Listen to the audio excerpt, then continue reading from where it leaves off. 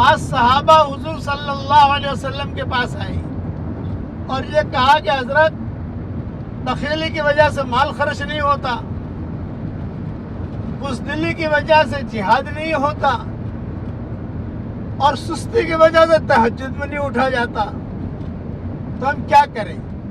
تو حضور صلی اللہ علیہ وسلم نے صرف ایک جملہ فرمایا، یہ کہا اللہ کا ذکر بہت کرو، اٹھتے بیٹھتے کبھی سبحان اللہ پڑھ لیا، کبھی الحمدللہ پڑھ لیا، کبھی لا الہ الا اللہ پڑھ لیا، کبھی اللہ اکبر پڑھ لیا، کبھی درود شریف پڑھ لیا، کبھی یہ میرے پیارے اللہ اتنا کہہ دیا، ذکر کرتے رہو اٹھتے بیٹھتے، تو انشاءاللہ